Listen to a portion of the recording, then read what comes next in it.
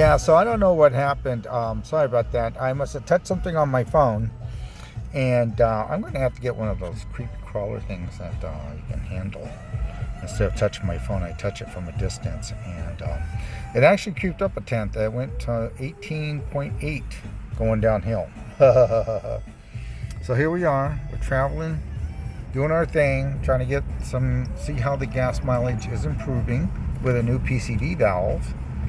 And hey, I'll take the 2 over the 6 I had, the 18 over the 16 I had.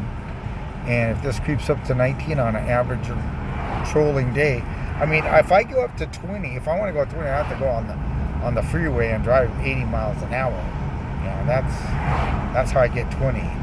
But I don't want to do that, man. I want to just cruise around town and get good gas mileage. So,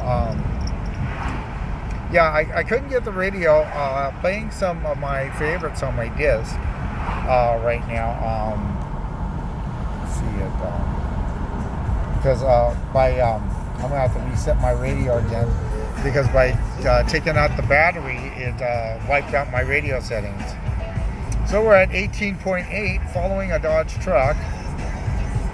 Let's see. Going 45 miles an hour. Watching people go by. 18.8, steady.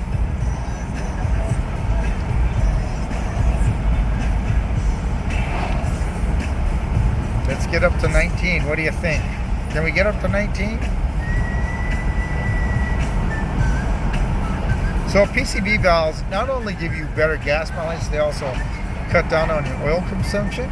And really, I'm not burning that bad of oil because it wasn't that sticky. I'm burning some, which is actually pretty good for a Dodge. Dodge are known for oil burners. Oh, excuse me. So here we are, 18.8.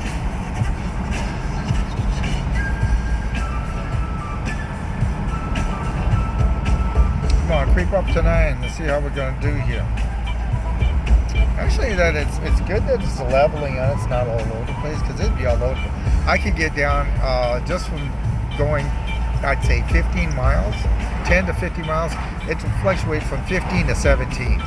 That's not too many miles for it to fluctuate. And here we're traveling. I don't have my thing up, but I think it took 5 miles for me to get home, 6 miles.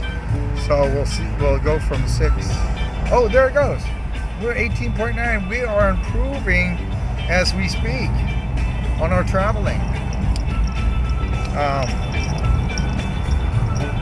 So 19.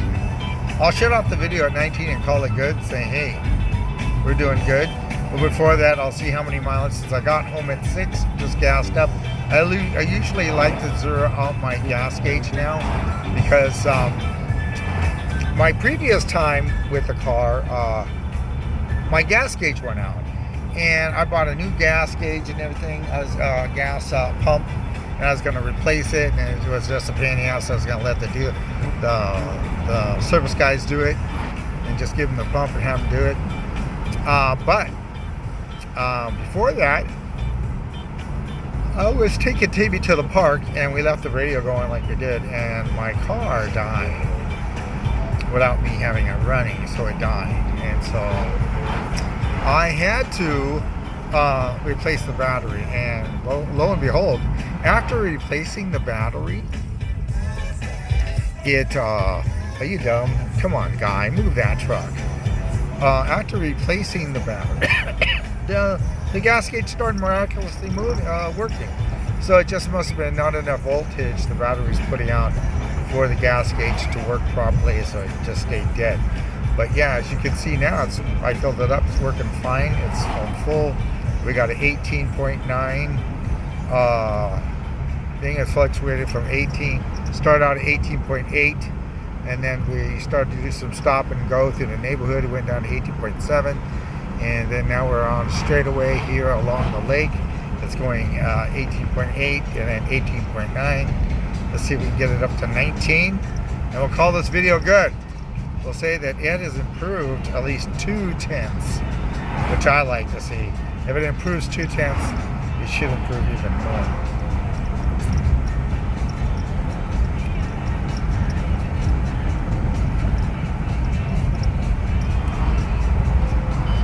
It's taking a sweet old time, but yeah, at 18.9, that's almost 19. It's a wonderful, wonderful improvement. And then we'll check the oil and watch that level and see how that improves. But I can't be burning that much oil. I would figure the oil would have made that PCV valve stick a lot more than it was, as you saw in earlier videos. Part 1, I shook it, and it still was able to rattle, but not as freely as the brand new one. And for $10, heck, I could replace that all day long and twice on Sundays. It's not as hard as you think, but it's not as easy as you might have seen on previous videos from other people. If they even show you how to go that far. I don't even think they show you. I was looking around and I couldn't find it.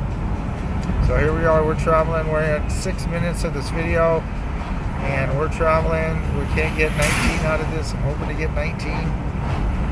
Come on, honey. Treat me right. I want 19. Sounds like I'm calling out a number for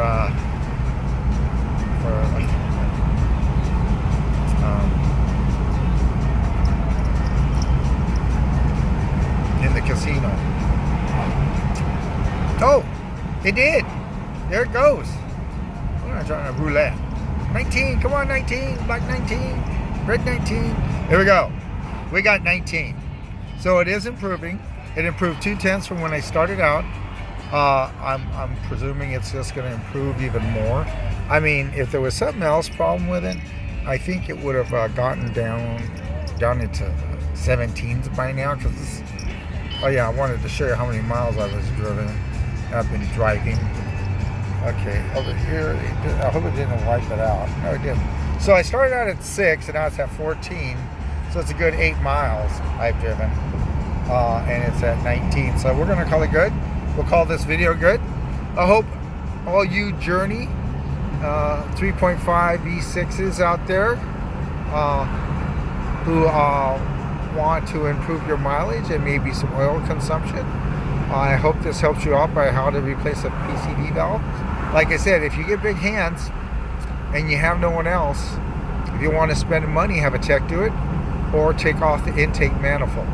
That would be a way to do it. Or if you want to pay $10 for your neighborhood kid who has smaller hands, and hey, whatever turns you. But we're gonna call it good, and happy road driving out there. Goodbye from the grumpy bitchy driver. All right, you bitchy drivers, have fun, stay safe.